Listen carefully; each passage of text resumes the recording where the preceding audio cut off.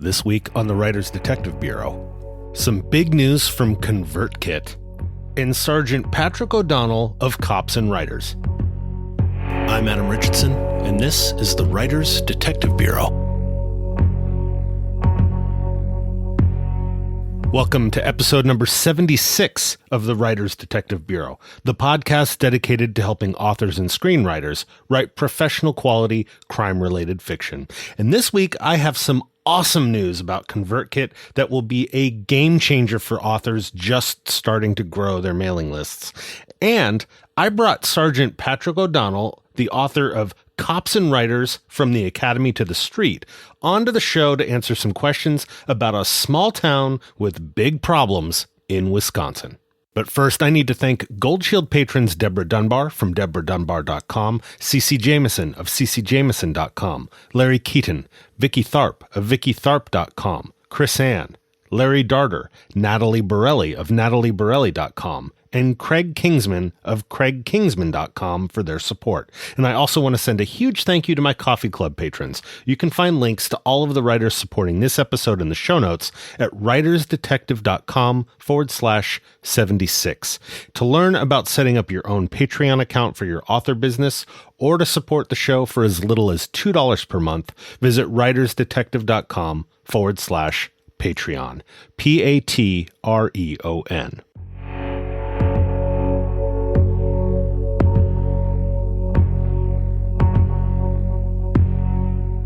Now, before we get into the questions, I want to talk to you about your mailing list. Having a mailing list of readers that want to buy your books is the single most important asset you can develop as an author. Facebook is great, Instagram's great, but you don't own those subscribers. You don't own that list. So when I say mailing list, I mean your readers' email addresses. To make sure you comply with anti-spam and privacy laws like CAN-SPAM, which, by the way, I think is a hilarious name that I bet some comedian bureaucrat worked really hard to sneak through for the very serious Controlling the Assault of Non-Solicited Pornography in Marketing Act of 2003. What was I saying? Oh yeah.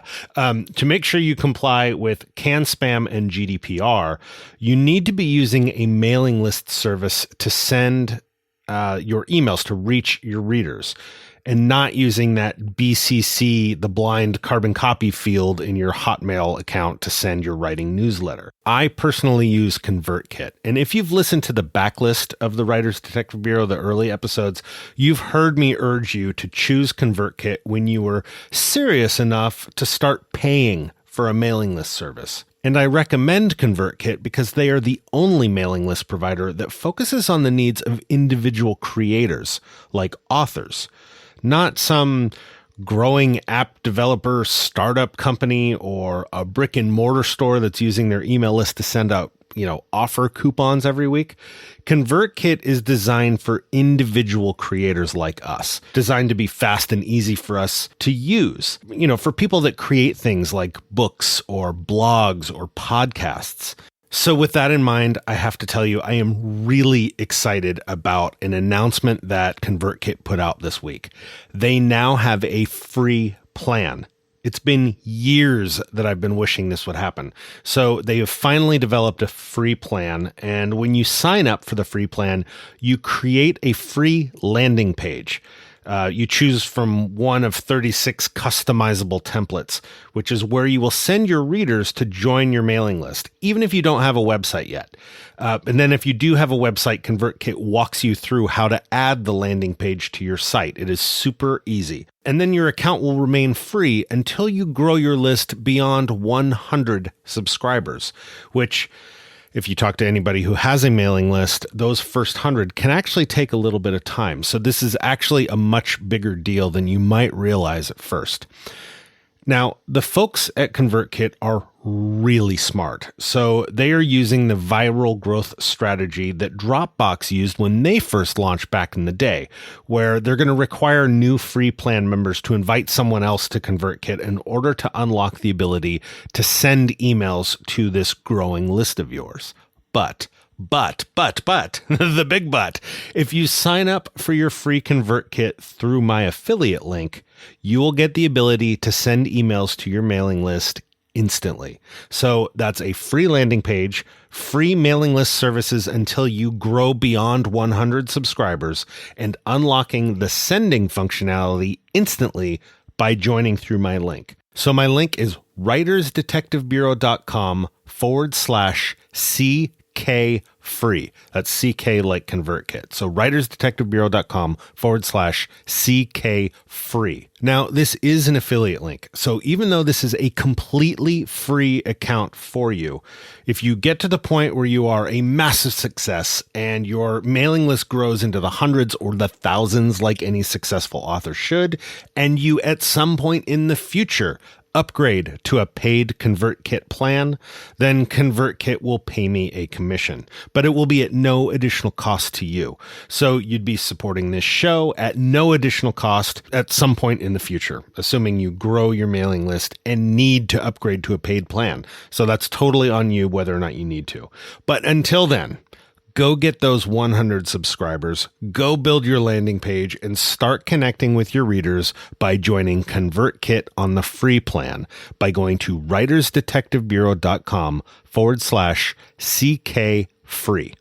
ConvertKit is seriously the best mailing service on the market for authors. I will not use anyone else.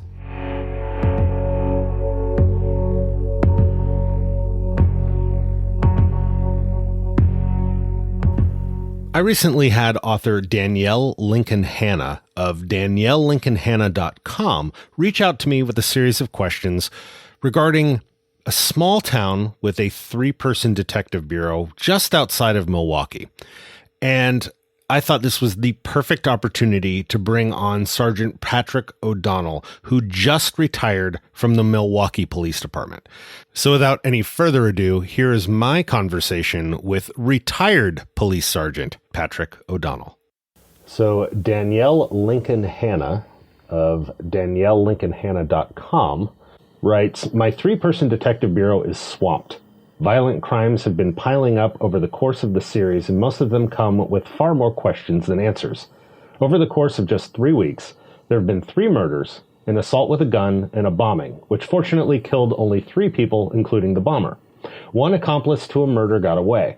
Now a mysterious caller claims to be behind it all and teases the police to come and find him. Oh, and it apparently all has ties back to a cold case from almost 20 years ago.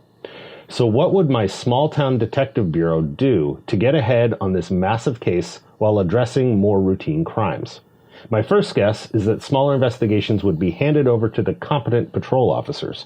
Would the police department also network with other local departments and agencies? And if so, what kind of agencies do you think the police department would turn to? If it helps, this series is set in Wisconsin, near both Milwaukee and Madison. What kind of help would the other agencies be able to provide?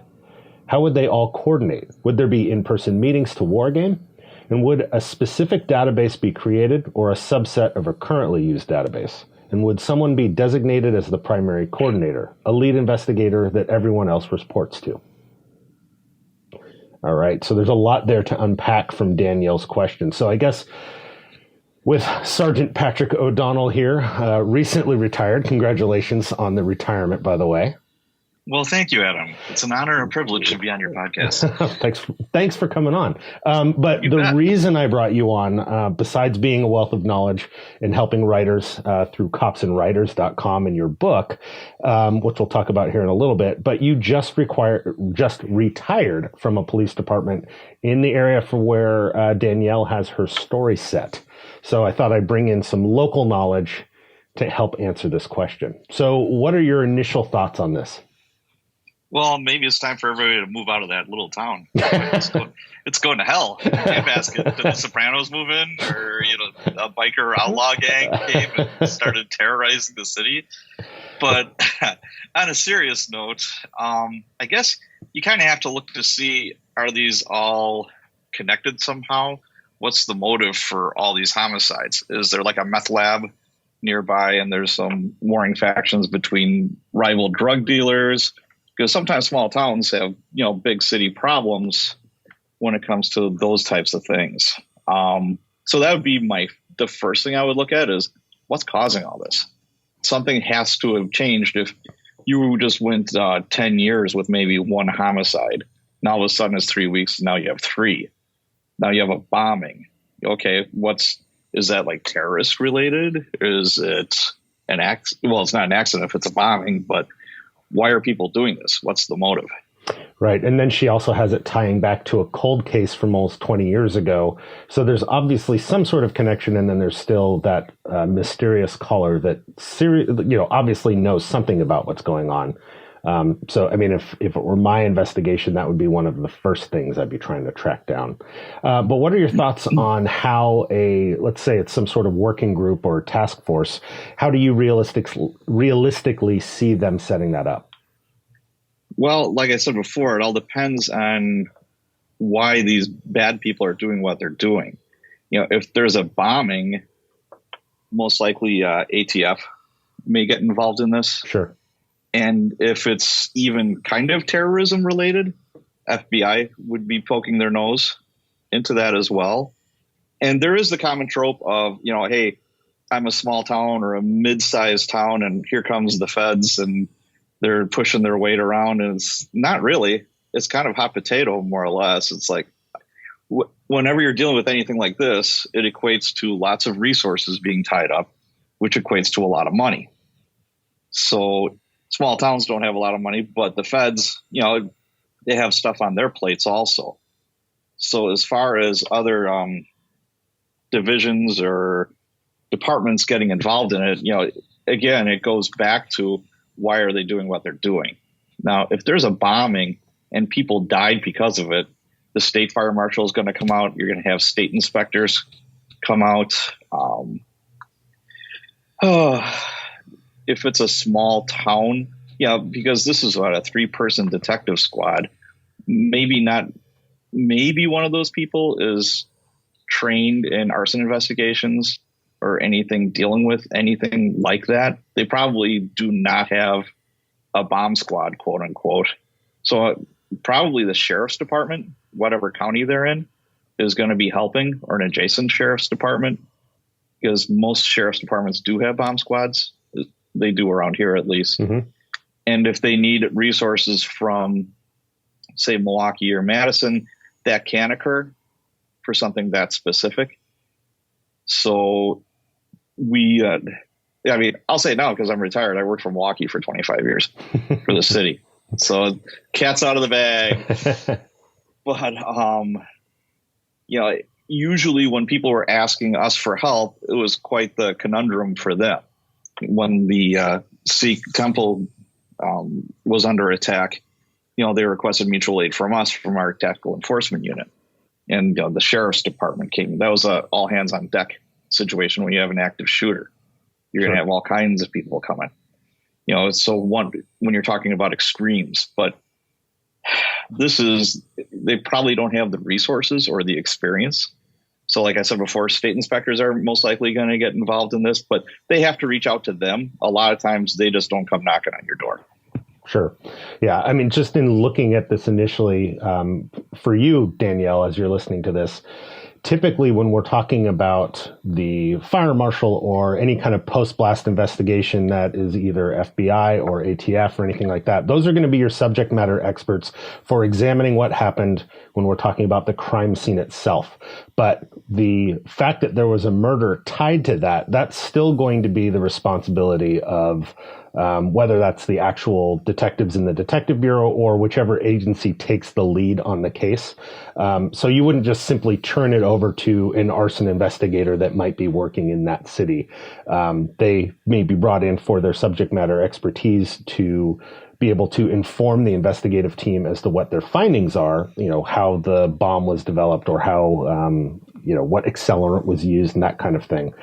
But overall, it's going to be that most likely either the Detective Bureau or potentially state police or the sheriff's department for that same county, essentially taking the lead on what is essentially a homicide investigation or multiple homicide investigations. And then everybody else kind of lending a hand, just as Patrick said, on the parts of the investigation that they can help with. No, just to add, while all this is going on, somebody still has to take calls for service. There's still going to be a car accident. There's still going to be a drunk driver. There's still going to be a neighbor trouble. There's still going to be domestic violence. So somebody has to take these calls. And small scale, like say a garage burglary, where maybe in a small town department like this, where a detective actually might show up for something like that, they're most likely not going to. So now you're going to have to draw from your own resources for your more experienced officers that maybe they were detectives before. Some departments will cycle people through.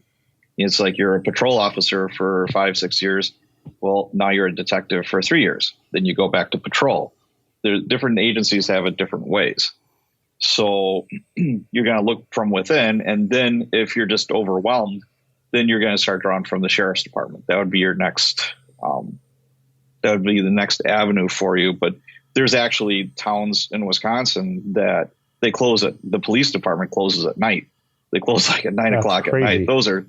And then the calls for service and everything, the sheriff is responsible for it. Gotcha. Yeah, that's crazy to me. We don't have that here. I mean, in California, the sheriff's department is responsible for providing patrol functions in any area that a local police department can't. But I don't know of any. I mean, I'm sure there are some, but I don't know of any, to my mind, that close for the night. Let's see. I'm going through the rest of the questions that Danielle had. So as far as how they would coordinate with in-person meetings or war games, I wouldn't call it a war game, but I could definitely see them assigning people specifically, not necessarily a formalized task force, which has a whole different meaning when we're talking about funding and stuff, but certainly some sort of full-time working group where you would assign your various investigators to a work site to all work on things together. Would you agree with that? Sound plausible? Absolutely. And it would be in the small town where all this is occurring. Right. If it was occurring in Stoughton, Wisconsin, your command post or where you're all going to posse up isn't going to be in Milwaukee, which is like 60 miles away or whatever, or Madison, that's like 30 miles away. It's going to be local. So if you're drawing resources from other places, they're going to come to you and you're going to ask for them. Sure. Yeah, that absolutely makes sense because that's where the crimes are occurring and that's where the people that you need to interview and where the evidence is. And then her last question would someone be designated as the primary coordinator, a lead investigator that everyone else reports to? I would say absolutely yes. Referring to it as either a case agent or investigating officer or IO. Somebody has to be in charge of all the pieces. And what are your thoughts? Oh, absolutely. And like I said before, they're going to be getting help depending on the situation. And like I said before, what's the motive of, when you're talking bombings, that really amps everything up. That ups the ante even as far as, federal, alphabet soup that might be coming to visit you. But, you're going to ask them for help, but it's most likely going to be a local person that will be in charge, probably the senior detective, or I don't know how there might be like a detective sergeant or a lieutenant, most likely the lieutenant. And then, you answer to a captain, or in a small town, it just might be the chief. Depends on how many, people are literally in that department. So somebody's got to be in charge of it. And it would most likely be the lead investigator, and it would be from the local department because it's their bag. It's their thing. Yep. Awesome. So I hope that helps answer your question, Danielle. And thank you so much, Patrick, for coming on and helping provide the Milwaukee, Wisconsin area perspective on this.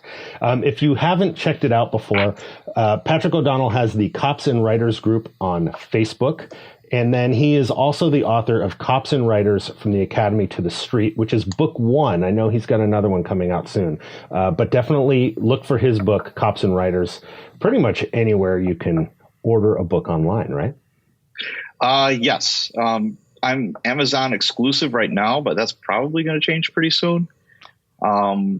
Because I started out with Amazon exclusive and I was under the guise of if you want to run Amazon ads, you kind of have to be Amazon exclusive. I know that's changed, Right.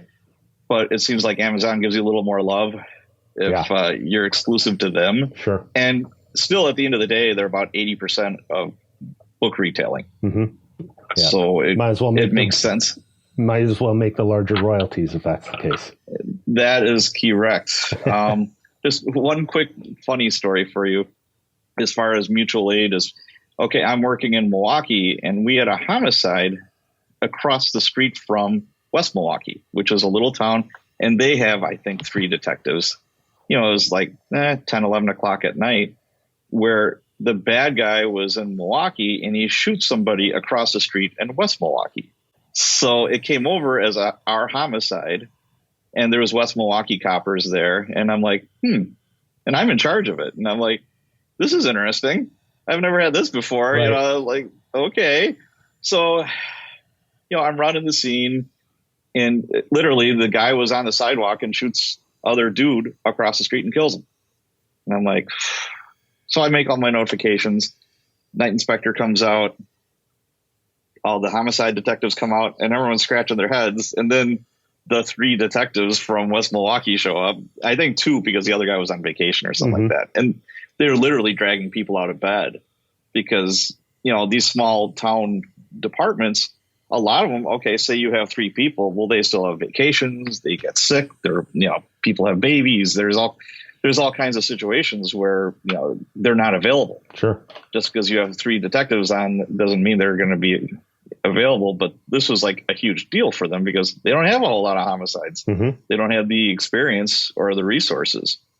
So we're getting ready to flip a coin, trying to figure out, okay, who's going to take this? And it took a lot of vacillating and a lot of phone calls because nobody really wanted it. Sure. And it's like, well, then finally Milwaukee, it's like, fine, we'll take care of it. We got it. Yeah, but we'll still use you. Sure. You know, your resources. Yeah, when you said that they were dragging the detectives out of bed, I thought you were going to say they were dragging the body across the street to make sure it was yours. There was talk of that. No, that's not cool. That's not okay. So yeah. Yeah. So I guess that's one of the tropes to address is that very often in fiction, it's all about this is our case. This is our job. We want this investigation. It's not yours. Where in reality, it is very much, no, this is yours. We don't want any more workload than we really have. So if you think of it, like any workplace, and you know that the pile of work that's coming towards your desk could possibly divert it to somebody else, that's always going to be the path of least resistance. So that's much more of a realistic kind of situation. Yeah, and like that night there was a homicide on another part of town that was in the city, so it's like, oh great. The lieutenant that shows up like, okay, I'm going to have to magically make these homicide detectives appear. It's always a battle. You're always trying to do more with less. When it comes to budgets for cities and towns, public safety is always pretty high on the top. Mm-hmm. So it's always a hot potato. There's, as far as politicians go, it's like, especially around election time, it's like, well, what are you doing with this money? That type of thing. So, right. You want to go ahead. Oh, I was just going to say, and like you said earlier, crime still continues. I mean, life still goes on. And so, yep. Your scenario of having another homicide that same night is a perfect example of that. Yes. It never ends. It's like, it feels like the radio just never stops. There's always somebody somewhere that's in some type of crisis, especially, like Milwaukee, that's a town of 600,000 people. Last year, I think we had right around a little over 400 non-fatal shootings and over 100 homicides, somewhere in that ballpark. So as you can imagine, it's a shooting a night, sometimes more.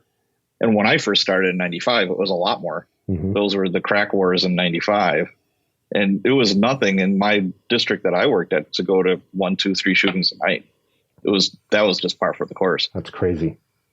And you're literally surrounded by active gunfire. It was just a part of the whole thing. Well, it makes it even that much more, I appreciate that much more the fact you made it out alive and are able to ride off into the sunset with your retirement. Yeah, I'm very happy about that. Yes. Well, thank you so much for coming on, Patrick. I appreciate it. And again, check out his Facebook group, Cops and Writers, as well as his book by the same name, which you can find on Amazon. Thank you so much for listening this week. And remember to go get your free ConvertKit account, writersdetectivebureau.com/CK free. And if you have questions you'd like answered on the podcast, send them to me by going to writersdetective.com/podcast. Thanks again for listening. Have a great week and write well.